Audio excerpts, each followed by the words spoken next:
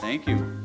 Welcome, everybody. Welcome back to the Firehouse. Just so many of you, we've had a few events here as City Club, and we're trying a new format here. So hope that you all appreciate it.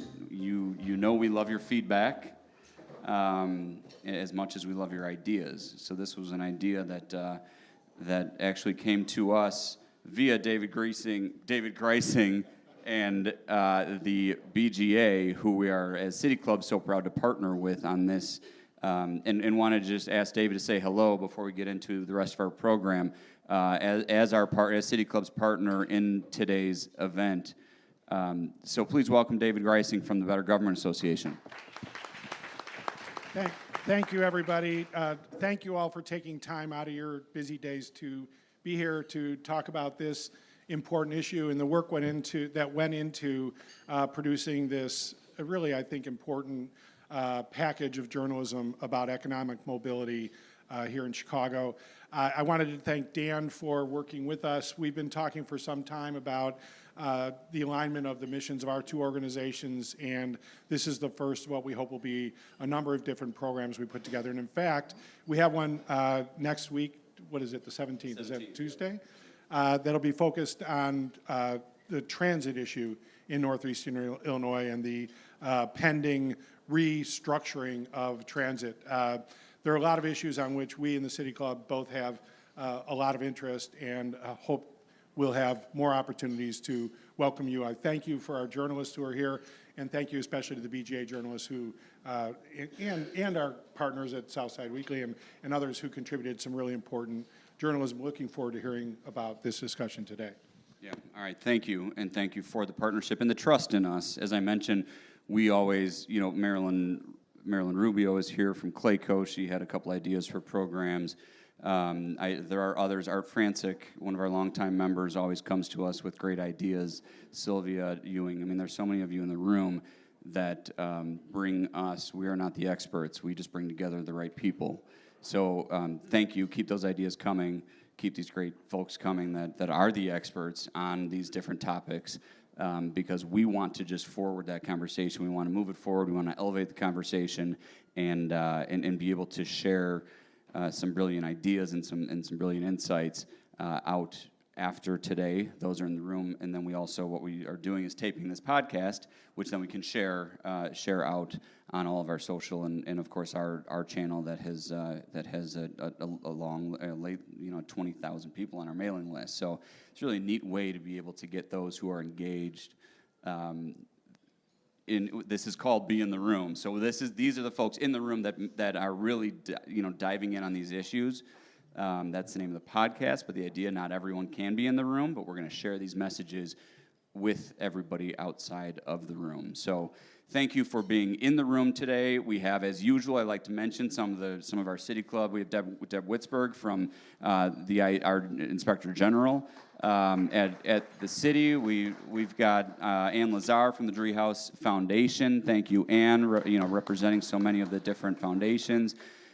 We've got some of our emerging leaders, Blue, Patel Cornejo, and Andre with Guitars Over Guns. These are young men and women that are doing some great things that are, that they have created and are lifting up to whole new heights. And as City Club, we want to be able to keep helping push that. So we appreciate you all for being here, for taking the time. I mentioned Marilyn, Art Francic. I mentioned, we're all doing great things in the city, and we really appreciate your time, the Chicago Public Education Fund, and there's so much more to come. So thank you for being here. Thanks for being with us and trying this new environment. It's casual. Please feel free to clink your glasses, to get up and get some food. We want that to be the atmosphere of this. And then we also really want you to engage. So please think of some questions. We only have so much time, which I'll get out of the way here. But at the end of the discussion here, we do ask for some interactive discussion, because that's why we've asked for many of you to be in this room, to really elevate and dig a little bit deeper on the discussion. So that all said, thank you very much. I'm going to let I'm gonna let Crystal introduce each panelist because she knows them intimately and why exactly each of them are here. So I will hand it over to Crystal Paul, who is the State Investigations Editor of the Illinois Answer Project, that if you don't know about, you're going to know a lot more about after today, and then, of course, moving forward. Crystal is a thought partner in this, along with David and others, and we're fortunate to have you here to lead the discussion. So, thank you. I'll hand it over on behalf of City Club to Crystal Paul. And I'll hand your mic back here.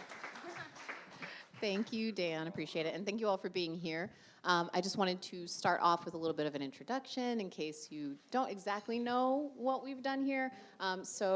Again, my name is Crystal Paul. I'm the State Investigations Editor with Illinois Answers Project, which is a nonprofit newsroom based here in Chicago. But as you see state in my title, we also cover the entire state. I run the State Investigations team. This is one of my reporters, Meredith Newman, State Investigative Reporter for Central Illinois.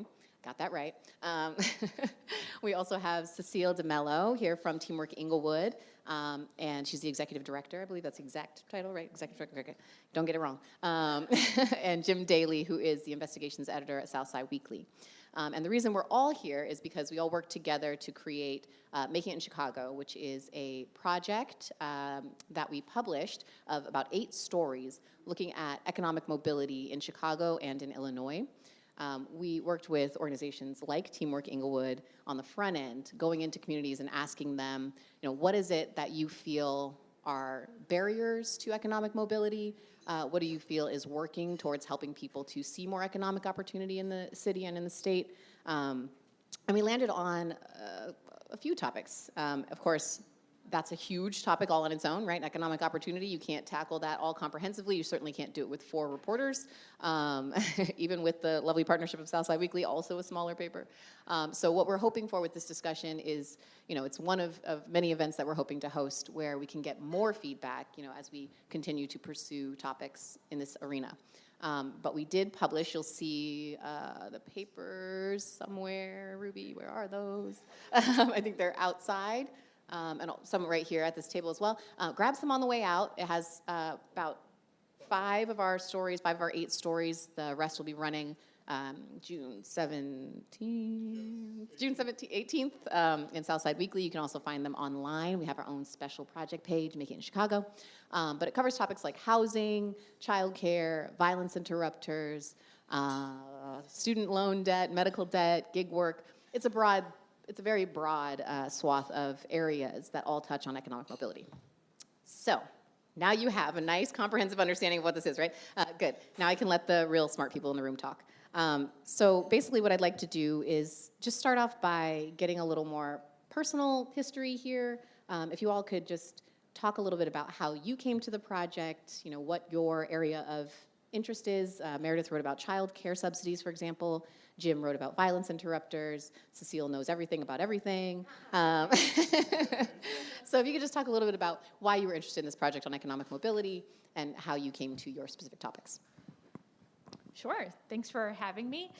I was interested in writing about childcare. I am in my early 30s. A lot of friends and family are having kids or thinking about having kids, but the cost is a huge factor in that.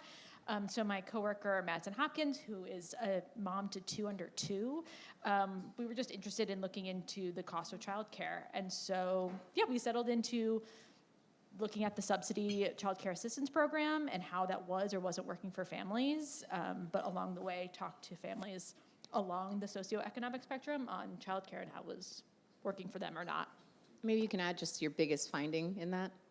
Sure. So the subsidy covers childcare costs for low-income families, but we found in our reporting that Illinois has stricter requirements than federal recommendations or other neighboring states, to the point where it's excluding about tens of thousands of families from using the subsidy, which can really help childcare costs, talking about like tens of thousands of dollars a year to maybe a $250 copay a month, which is a big difference. And as a result, it's limiting people's economic mobility, but also opportunity to save for college, save for the house that they've been wanting to buy in the nicer neighborhood. So, Yeah, we'll dive back into that, so save your questions for that. Hi, everyone. Again, I'm Cecile DeMello, Executive Director at Teamwork Inglewood. So Teamwork Inglewood was a part of providing some of the participants who shared some of their stories. Our organization does two things. So we are the convener of the Inglewood Quality of Life Plan, which is a collective impact strategy that brings residents, stakeholders, decision makers to the table in prioritizing what Inglewood residents want to see addressed to improve the quality of life.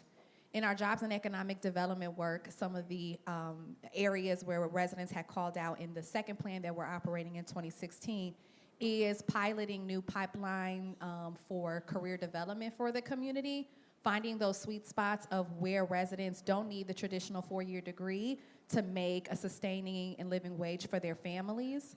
And then we also kind of a little bit of some of the work that happened that wasn't necessarily directed to the workforce work we do is we also do some work in our housing and public spaces where a lot of Inglewood homeowners been sharing, fussing, yelling about their concerns on the drowning equity issues in Greater Inglewood. Our workforce development programs are rooted in a lot of the people from the community and lived experiences co-creating the work with our residents. We have an Inglewood Women's Initiative that supports women-headed households to find sustaining, dignified employment.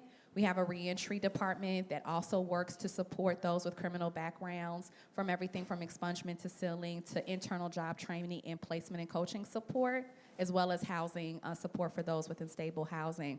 And then we also do a lot of work inside of Chicago Public Schools with teacher aides and different parent pipelines as well. That has been showing us some really great momentum around economic mobility, but I would call it even more economic empowerment.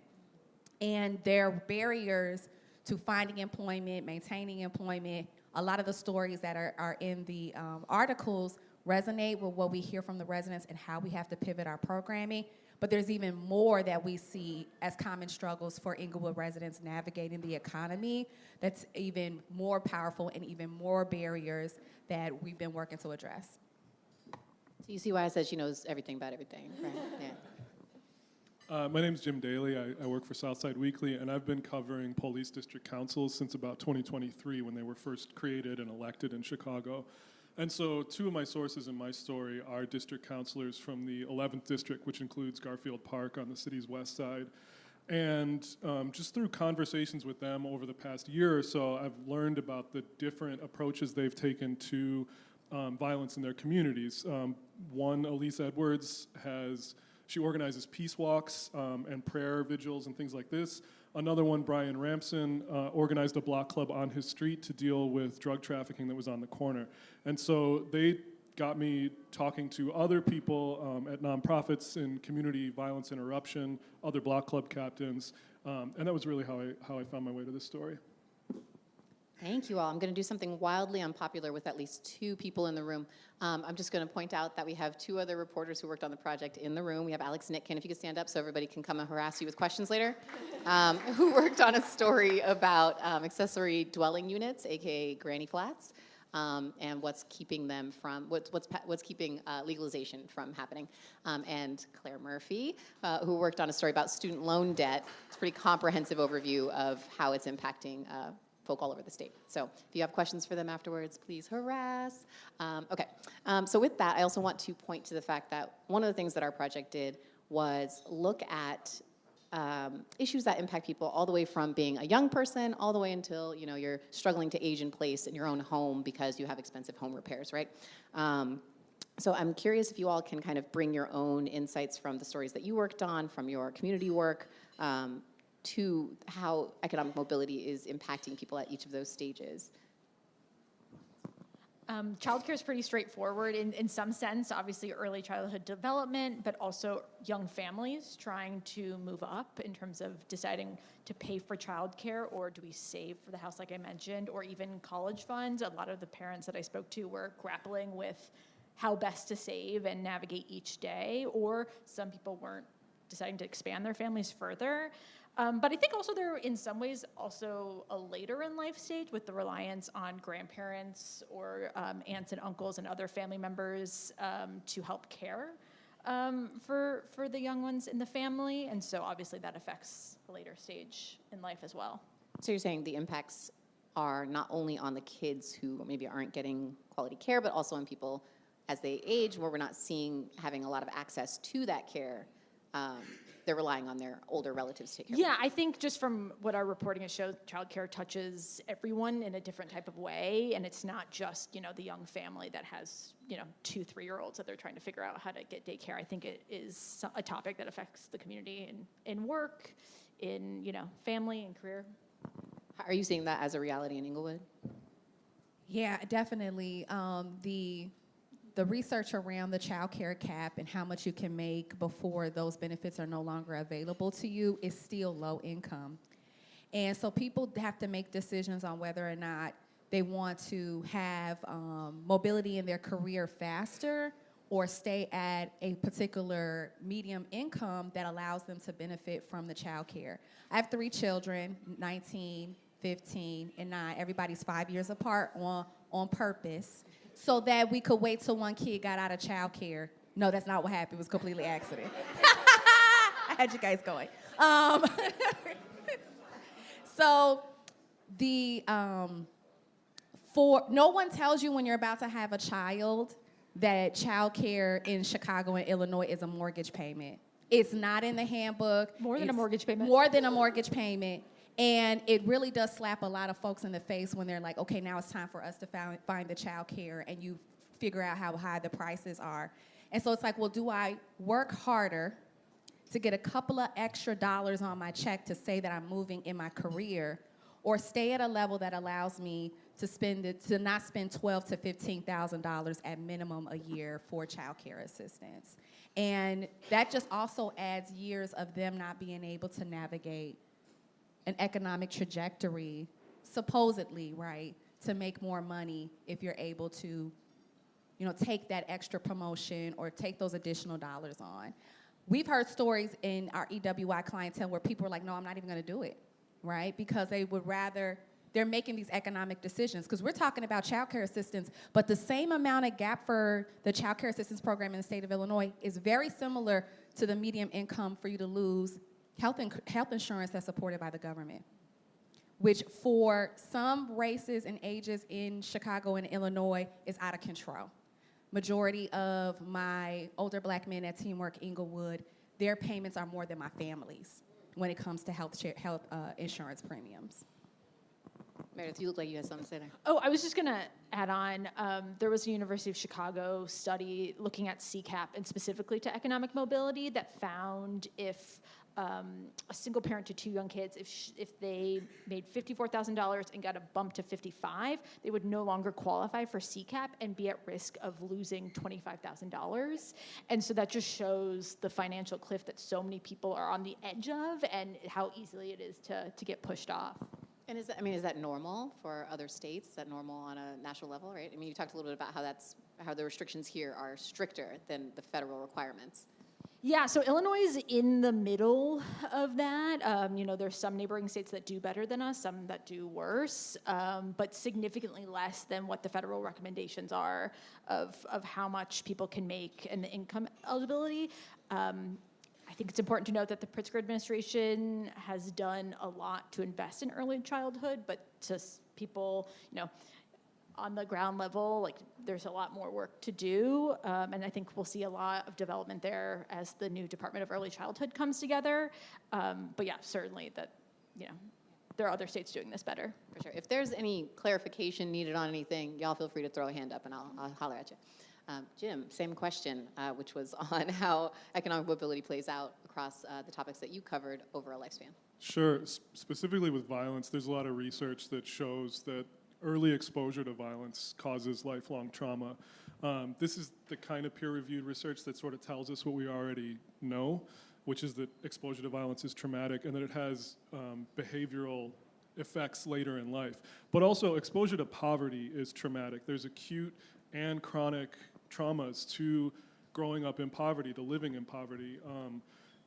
Whether it's some of the things that you just talked about with childcare to just kind of the types of housing that are available to you, your ability to buy groceries, whether you're making a choice between paying your bills and getting groceries. If you grow up in a family like that, there is trauma intergenerationally. you know, and so these things stick with people for life. It's part of the reason that community violence interruption groups often include behavioral therapy training as part of their workforce development, because they recognize the trauma that people are dealing with in these communities. Yeah, that's what I'd say. So I'm hearing a lot of like, people are having to make basically impossible choices between things, significant life choices, whether or not to take that job that pushes them over 54,000, whether or not to, go for a job that gets them out of the criminal activity that they've been exposed to in the past, because, if it doesn't pay as much, right? So what I want to do is I want to ask a little bit about how we dispel notions that basically a lack of economic advancement is a personal choice, right? That was a fear that I had going into this project, was like, okay, we're going to show all these things and people are ultimately going to come away with, well, sounds like maybe they should move out of their neighborhood, or like, it should be that easy. They should have, planned better or something. So if you guys could just talk a little bit about that myth and what your research and your work has shown about why people get locked out of economic opportunity. Just a small question, really. Well, I think firstly, in this country, we pick on individual poverty, and we make it the personal responsibility for you to avoid failure, but we bail out a lot of failure in a lot of different levels in our government, in our corporations. When for a community like Inglewood to see how the government supports banking institutions who have been extremely racist to communities like Inglewood, from predatory lending to their lack of lending and products currently for this community. It's like, well, when they failed, they got taken care of.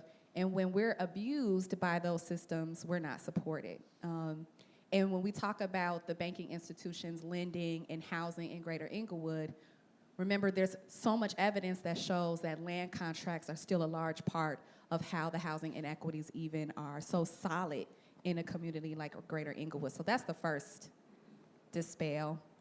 But there's something also interesting in the work that Teamwork Inglewood does with my team members who are at the table right here.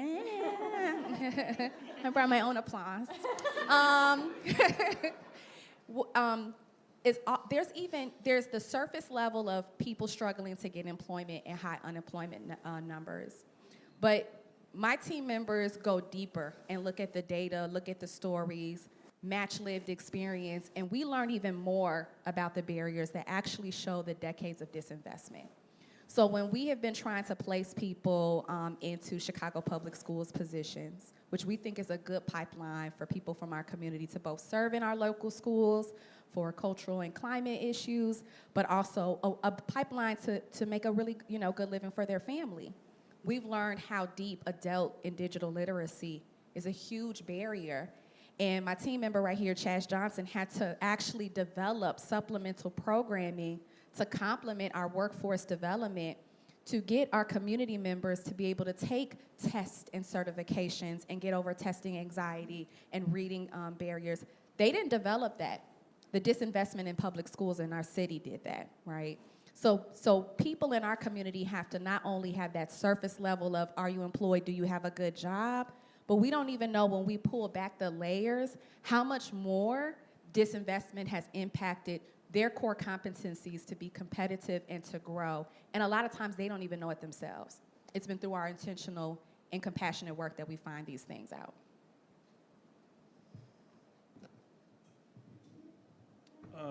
I would invite anyone who subscribes to that myth to work a minimum wage job in Chicago for a year. I mean, I've done it. It's not easy, even without kids.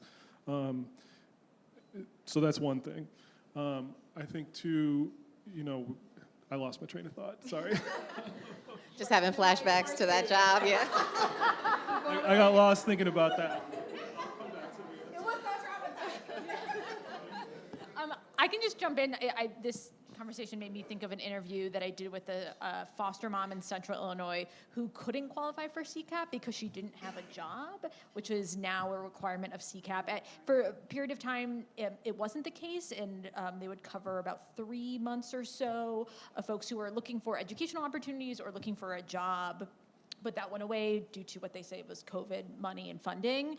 But this foster mom who cares for 3 kids with disabilities was like, how am I supposed to find a job when I can't find childcare to find a job? And she had this great quote of like, you can get pre-approved for a home loan, but you can't get pre-approved for childcare, which is just such a smart, easy, simple point that I think really just opened my eyes to just the issues that people deal with day to day. Yeah, so, I mean, this is a good time to talk about jobs, which I think touch all of your work very closely. One of the things that our reporter, Bingwei Wang, uncovered was she did a piece on gig work. The reason that she chose to look at gig work was because there is a shift in the nature of jobs in our current landscape where you're getting fewer and fewer full-time jobs and more jobs that are temp, gig work, app-based, where an algorithm is determining how much you get paid for what you're doing. So I'm curious about exactly how, the jobs question touches each of your topics. I know it touches them in different ways, but how specifically the availability of a certain type of job makes whatever it is, more difficult. Childcare access, scraping your way out of violence, and of course, you were saying, Cecile, that having access to certain types of jobs is actually a challenge, right? Because of where people's skills are coming from. So if you could talk a little bit about that, and I would love to hear also on the front end, I think specifically from you, Cecile, a little bit more about where we're falling down in terms of preparing people for the types of jobs that are available now. I'm so sorry. I will ask smaller questions. I can start, though. I'm sure they can add a lot more. I mean, for childcare, I think there's a lot of families, if it is a 2-parent home, like, does one of us work? Because there was one working mom that I talked to, they got a quote for $55,000 for 3 kids a year for childcare, which is a quarter of their income. It's crazy. So I think there's that conversation. And then I think within that gets into the gender dynamics of oftentimes it's the mom that might be staying home, and that affects, female career advancement that has had so many strides already. And then, the other factors of finding a daycare that's in your neighborhood that you really like, but pickup time's at 3. Mm-hmm. And how are you going to cover 3 to 5? Yeah. I literally need to go pick Am my I kids looking after at you this. right now? So yeah, there's so much, but I think for a lot of parents that I talked to, it was making some really difficult decisions. Another mom that I spoke to worked the overnight shift at a fast food restaurant, which worked for her. She was and her family, but she couldn't find any CCAP-based provider that did the overnight shift, and so she was forced to work during the day, which meant less hour availability. So she was kind of fighting with coworkers to get those hours in, which reduced her take-home pay. So that's interesting because the again, and one of those myths is like, well, just work harder, right? And it's like, well, okay, if I have 2 jobs, who gonna get my kids, right? Yeah, everyone I talked to from my story, from like Martin Coffer at Breakthrough all the way up to Gary and Gatewood in the mayor's office, said that jobs was one of the biggest challenges on the West Side. So Martin Coffer told me about how in the 70s when he was a kid, he had a job at a shoe store on Madison Avenue. That shoe store is gone. A lot of reporting, including my own, sort of marked the shift on the West Side as the rebellions that happened after the assassination of Dr. King, when Madison Avenue was burned, Roosevelt was burned. But there was then 5 decades of subsequent divestment in that area, where retail stores and other businesses left and very little came back. So in that environment where there are no jobs, where the jobs that are available pay minimum wage, and that's not really enough to make it in Chicago, sometimes young men turn to illicit underground economies where you can make comparable, if not more money. And that then makes it harder to get a straight job if you get a record or something like that. So it's a cycle that is directly driven by divestment. Could you talk a little bit about the ways that the community groups that you spoke to are addressing the jobs? I mean, if they're talking about jobs as the issue, right? Sure. So there's workforce development is one way, but also hiring residents to become community violence interrupters, and doing the behavioral training, resume training, workforce training, and then sending them back out in the community to make a difference in their neighborhoods. I would add to that, because all of that is true for how we see workforce development at Teamwork Inglewood, and to like what should be asked around workforce development and the job disparities. So one of the things that we've had to do is push back on our funders for their lack of creativity or their non-allowables that are not allowing us to be flexible to the various needs that we begin to discover. And so we have really had to say, this is not helping our residents. We need to have lift codes. We need to have gas cards. We need to have CTA bus passes, and working with them to take back some of those barriers in the funding itself. Our adult and digital literacy work, when Chaz brought it to the funder, they were pushing back. They didn't feel like it was necessary. Now they act like it's their idea. Oh, this is recorded? I'm sorry. Cut that, please. No, it's okay. But there is not always that flexibility around workforce development, because sometimes the funders are only focused on the metrics of placement and retention. And that is very key metrics, right? You want people to keep their job. You don't want them to have a lot of different employment, but it's also okay if they do. It's also okay if I have to coach them to their next job. It's okay if I have to coach them during that job. It's okay if I have to have an employer relationship to help with restorative conversations with the employer. We have to do all of that if we're gonna make people successful in workforce. And sometimes I think we've been very limited in the metrics on how we count workforce development success, not allowing us to really address some of the diverse barriers that a city that has been struggling with disinvestment in public education, public transportation, that's for next week, and these items that really can be impactful. And me and Blue were just talking about this. This will be for another story, but even One Summer Chicago for young people has a lot of barriers in it as well. And I see Inglewood young people struggling, even in those type of positions that are supposed to be earmarked for them. How do I get to that job that's on the north side? Who's gonna help me with lunch when I'm not near my parents' house to get something to eat? Cheat code, I follow memes. They help me think about what's going on. It's an ethnographic study. Cheat code, 3 kids. If I did not, and I was sharing with you guys earlier, if I did not have my mom and dad to help me with my children, we would have been so far behind economically, me and my husband. They helped us with our children for the first 3 years until everybody could talk, and then we got them into programs. Had I not been close to my parents and then been able to help us like that, there's just no way. I don't know where we would have been without my mom and dad. So put that on the podcast. Love you, mom and dad. Shout out. Love it. One thing I wanted to add too, when talking about jobs, is obviously, using childcare as you're working, but also the folks that are working in the childcare, and those are very low-paying jobs. The governor has made efforts to do workforce grants, though some providers say that it's limiting depending on who you are and the type of provider.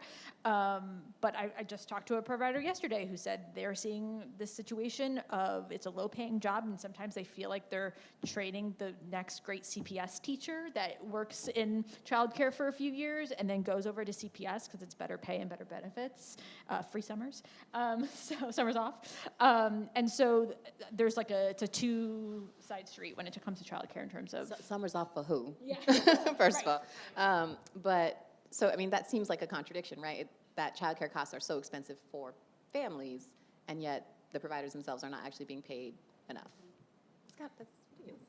Yeah, there's a lot of factors there. That's Yeah. also for a different day. But I mean, Sorry. the cost of running a childcare, every provider will say, we didn't do this for the money.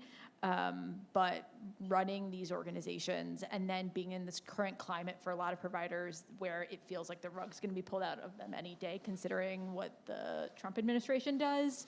So it's a very tough business to operate.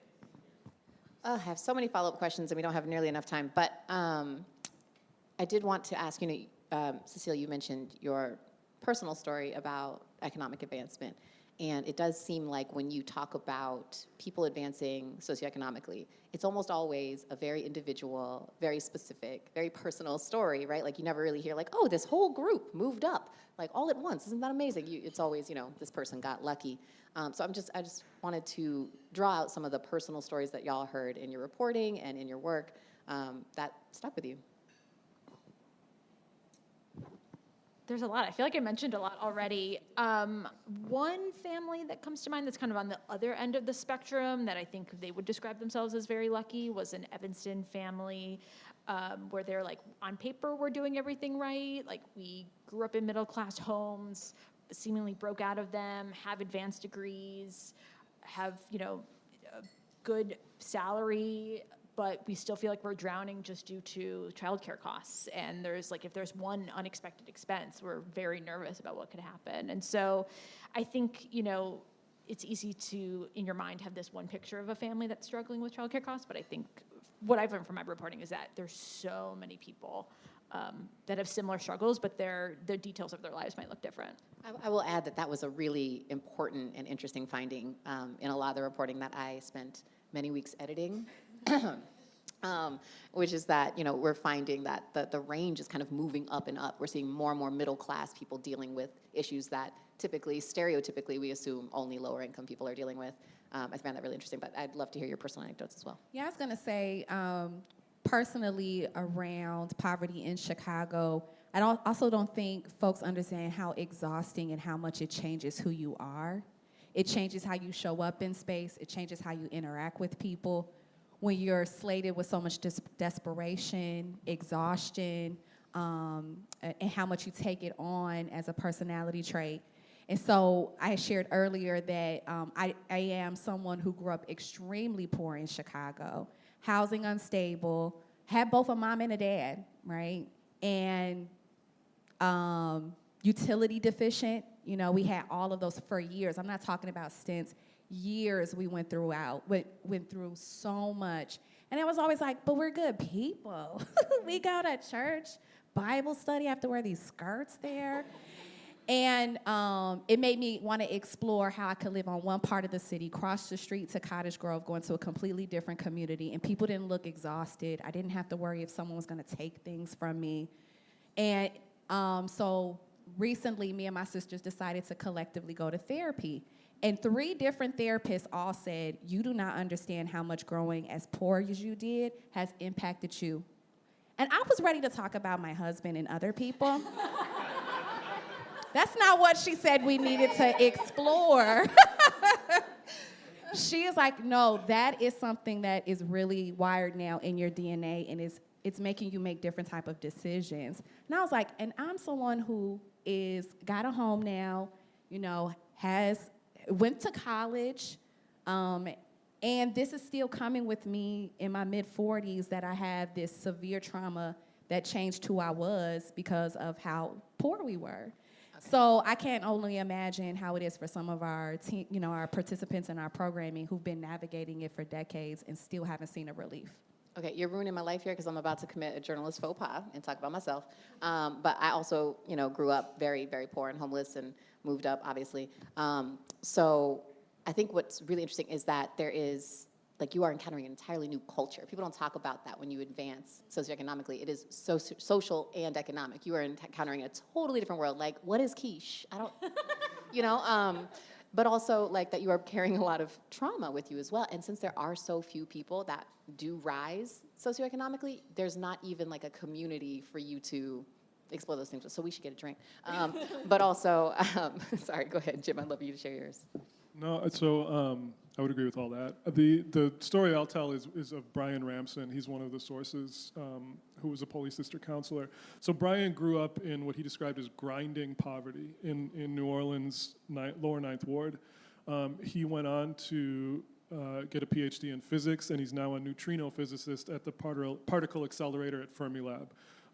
And he bought a 4-flat in West Garfield Park, took it down to the studs. It needed a lot of work, rehabbed it, and he's now renting a few apartments there and lives there as well. But when he moved into the building, he didn't realize that the guys who were standing outside of it were running an open-air drug market, and he found that out after he closed. He spent months engaging with them to try and get them to move off of the block, and they wouldn't, and he ultimately one night, one of the problems he had with them was that they would throw loud parties at night. He didn't like that even more, I think, than the illicit economy that was happening, because people need to get their sleep, right? But so he went out there and he sat in a lawn chair in the middle of the street and said he was not going to move until they did. And they sent him to the hospital, and he came back. And at that point, he decided to get involved with his neighbors, and they organized a block club. And the block club was able to get traction from the city and the aldermen, and they were able to push the guys off their block. and he is somewhat of a success story, I would say, definitely. Yeah, those more of those rare stories, though. Again, very individual. Not seeing large swaths move up. So I'm going to move quickly back to away from the personal anecdotes because you said metrics, and now I want to talk about the limitations of the data, the importance of the data, but also the limitations of looking at these stories through numbers. Have at. I can talk about violence. So this actually came up at a City Club event in April that had some CVI workers, but everyone I talked to also said that the metrics that we use to measure success in violence reduction are all backwards because we still largely use police metrics, which are about clearances, arrests, things like this. And they can't measure the shootings that are prevented by community violence interruption.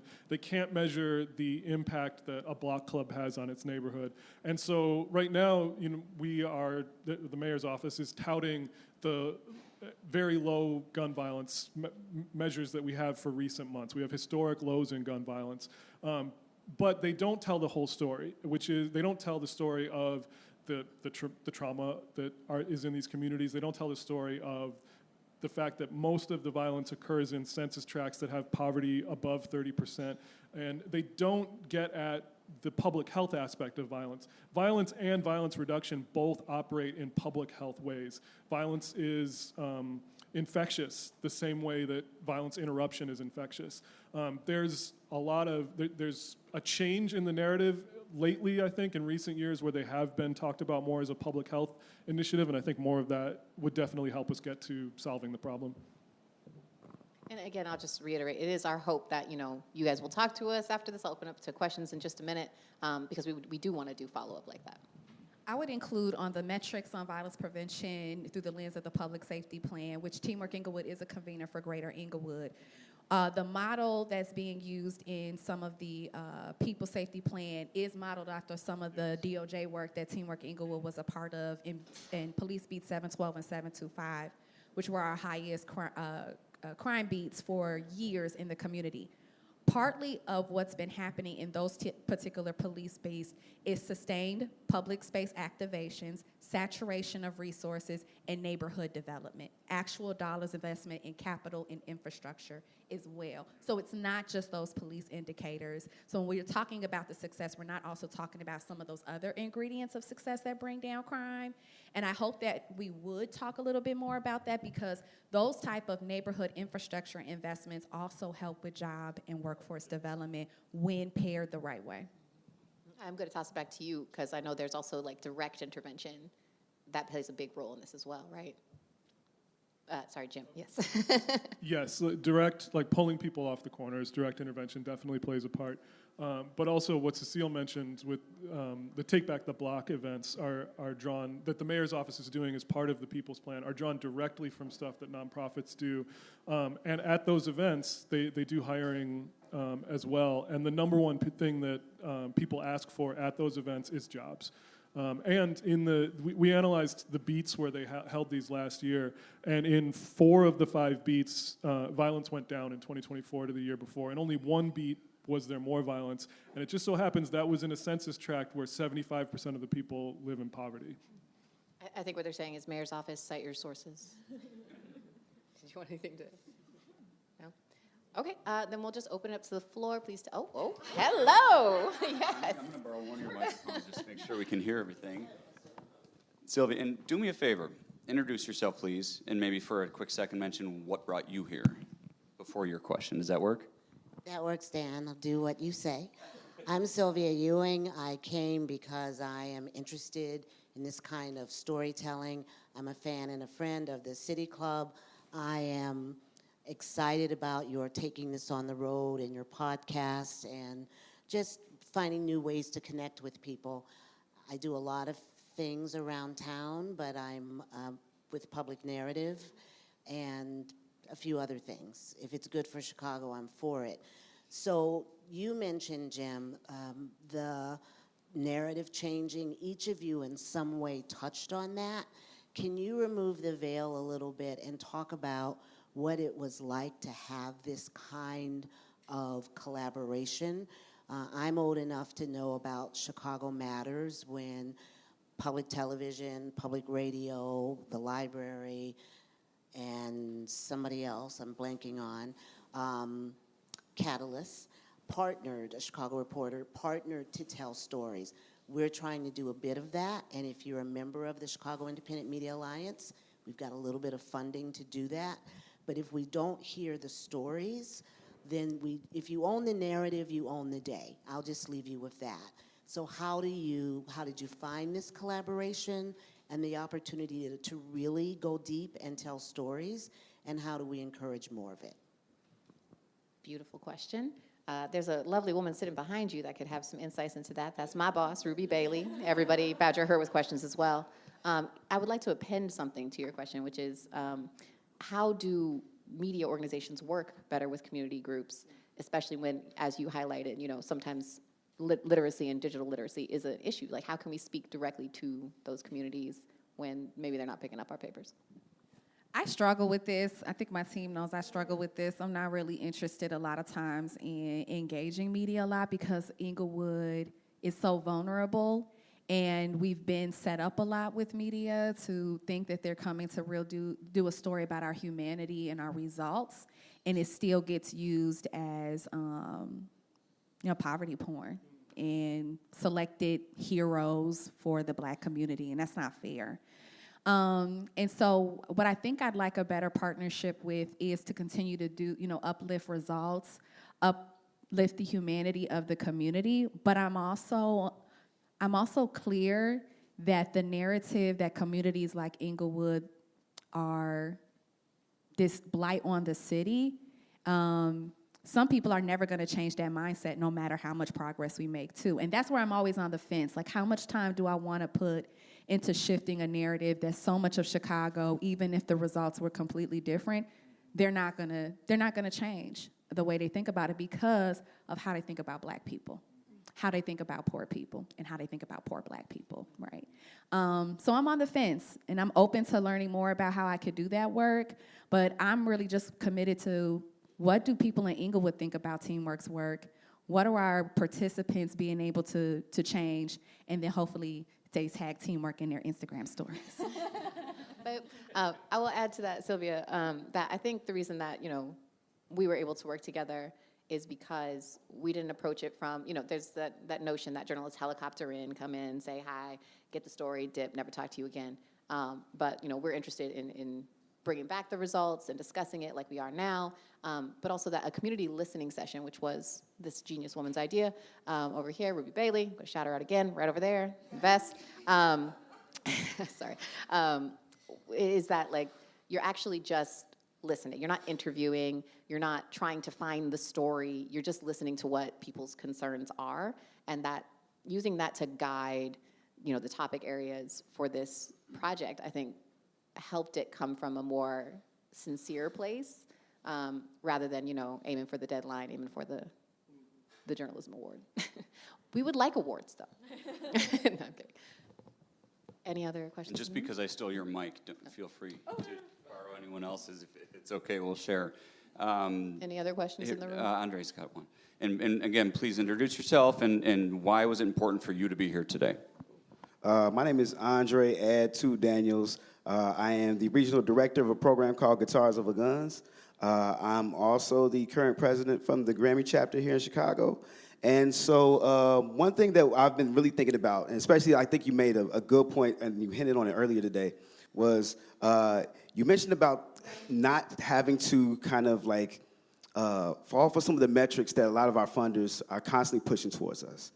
And with this being such a shrinking landscape for funding, I wonder, how do we find that balance now where it's a lot of uncertainty? There's a lot of state funding that is very fickle right now. There's a lot of people who are like, we don't want to fall for the same type of metrics that people want us to go into. We are trying a lot of things that might be a little bit avant-garde, but we also know it's needed. But how do we find that space of balance? Because so many different programs don't want to go under right now. We know these services are needed. We know the work is necessary. But how do we still navigate that dance with the people who do see it's needed, but they don't want to fund the things? Worth also possibly addressing the shifting federal priorities when it comes to funding. I think that's all you. Okay. Well, my language with funders is, are you ready to learn with me? Are we ready to go on a learning journey together? Because they always try to corner you and say, hey, we want this big impact number. We want this big flashy thing that we're going to say we're going to reduce. And I'm just like, I can't commit to that. Because we're here at Teamwork Inglewood is about doing things innovative and doing things that work. And so we don't want to be married to simplistic, metrics. Majority of Teamwork Inglewood staff are people from the South Side, from Inglewood, lived impact. We don't come together at that office just to do things. We're coming there to really make some positive change. We really care about our community. Our community is us. So if people don't want to learn with me and they don't want to provide that flexibility for me, I don't want to work with them. Because if this funder thinks that they know more about my community, then I'm already being vulnerable and saying I'm still learning. I don't want to work with you because you're going to try to put me in a position that I can't really do real work and see where we need to make shifts and changes and offer that flexibility to us. I think another piece to this question around the changing funding landscape and things like that, I also was running a community organization during the Rauner administration, which feels very similar, unfortunately. And it made me think about the diversity that's needed in our funding as well, which I think we're going to have to lean on. And then also all of our collective impact work, how we can go into grants together instead of doing it individually, and being able to have strong MOU agreements on how we want to work together, whether it's I'm a referral partner to we're going to do implementation and outreach together.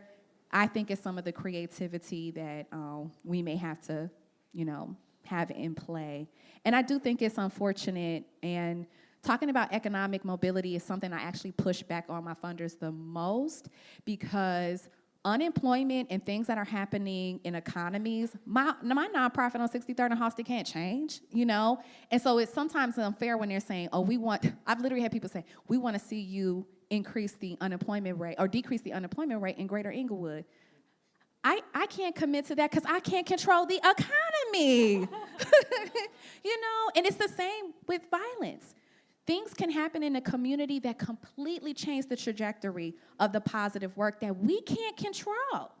And so I try to find value in the other metrics, your process objectives that can show that we're doing good work and making individual and participant impact. That's the work. But I don't control the economy.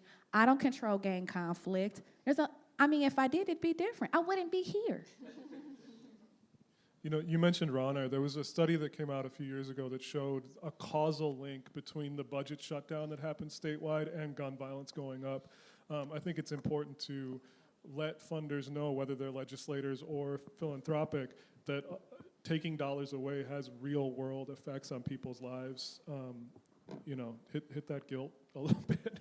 Well, I was going to, on that Rauner note, CCAP, the subsidy program that we were talking about earlier, during his administration around 2015, faced significant cuts to where at one point only 10% of the eligible participants could still be eligible, and a decade later, we're still seeing those gaps, and still tens of thousands of families that don't have CCAP.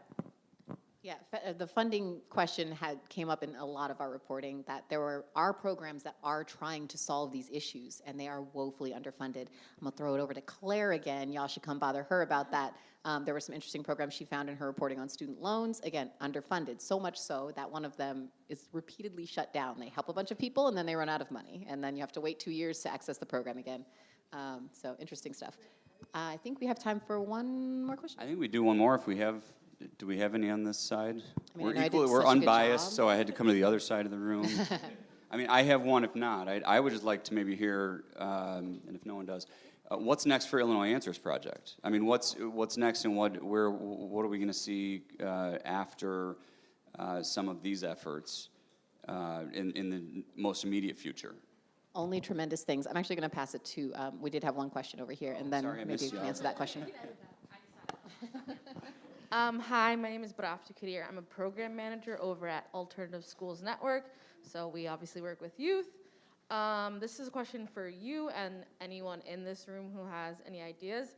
How, as youth-serving organizations, can we best prepare our youth for the changing jobs, economy, all of that, and are there ways to better partner with specific workforce development orgs who are having our kids maybe at the later end, and or partnering with businesses to have different programs that they can be pipelined to?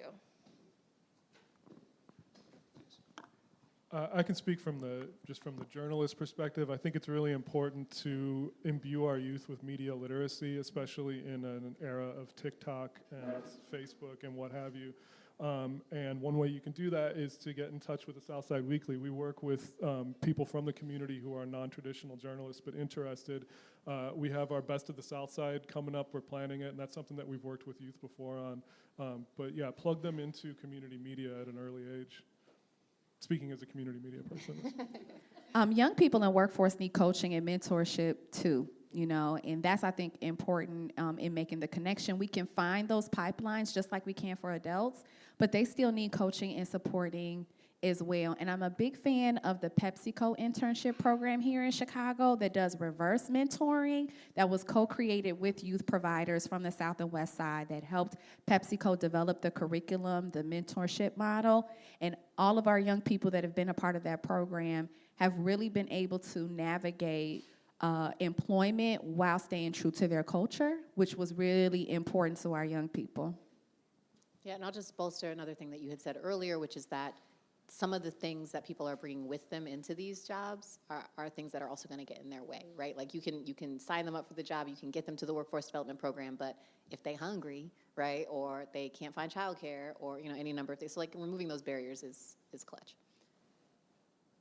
I think that was the last question we have time for. Okay, in which case, thank you all. This has been But awesome. I think we can't leave without hearing a little bit more about what's next. Oh, okay. Like I said, tremendous things. Actually, Ms. Bailey, would you like to speak to that? Good afternoon, everybody. My name is Ruby Bailey. I'm editor-in-chief of the Illinois Answers Project. I have the honor and privilege of serving this great team that never listens to anything that I say. I'm sure that you're not asking me to give away trade secrets now, are you? You're not asking me for deep, dark, budget lines, right?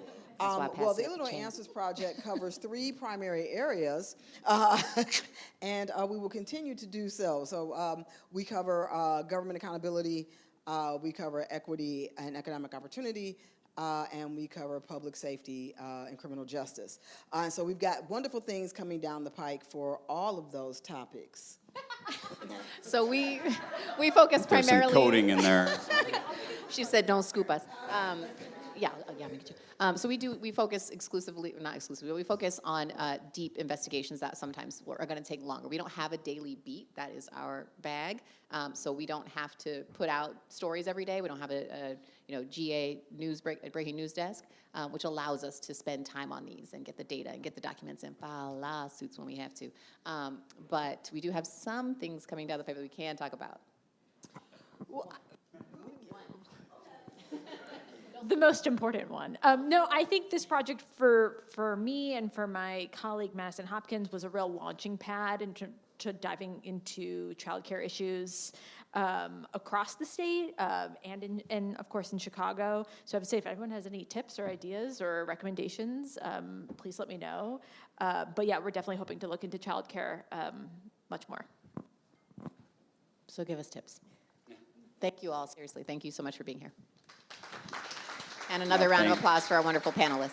Yeah, thank you, Jim. Thank you, Cecile, and oh my gosh, Meredith and Crystal. Thank you so much. One thing I want to mention real quick is that, and I understand what you say, how the media factors into communities is important, but with this whole changing landscape of journalism, and also kind of what we're doing with City Club is. I think you've seen and you're going to see more media as part of these discussions. And I don't just mean in moderating capacities, because you all are the experts. I mean, you dig into this more than anybody does. And I think you also have to prioritize. There's so much news coming out on a daily, on an hourly, minute-by-minute basis that you all kind of determining what to prioritize and how that works is a job in and of itself. And just know that at City Club, we appreciate the work that you're all doing and plan to incorporate you more into these discussions as experts. Because what we do is pull together all of you We are not the experts. We do not know the topics as deeply as you all do. So thank you for your time here today, for all that you've done getting up to today and leading up to today. And we plan to have you back and certainly hear more. Thank you, David. Thank you, Better Government Association. And to all of you, whether you're members or not, please come back. We do have a whole host of programs coming up. We tackle all sorts of topics. Even just this next few days, we've got Pedro Martinez, the outgoing CEO of the public schools, is coming on June 16th.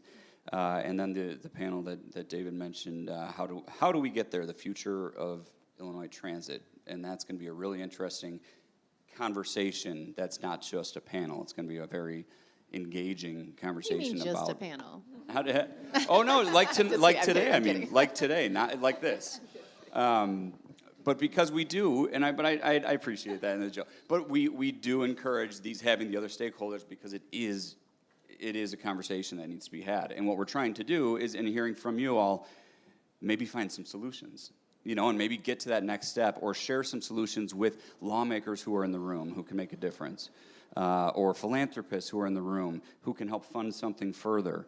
That's the whole intention here, and I think you're all along with us for that ride, and we appreciate it, and we're feeling like we're making Chicago a little bit better with some of these partnerships. So yeah, please come back. How do we get there? The future of transit? No small question. On June 17th, Stacey Davis Gates, who from the Chicago Teachers Union, on June 23rd. Mariana Spiropoulos is going to give us some behind the scenes what's going on at the clerk's office of the Circuit Court on June 26th. We have Sierra Boatwright, the planning commissioner, but I'm sorry to say that's way sold out with like a 200-person wait list. Lots coming, lots more to come. We love your ideas. Thank you to the Firehouse. Thank you to all of you for being in the room, and we look forward to having you all back soon. Enjoy some further discussion today, and keep your ideas coming. Thanks for being here at City Club.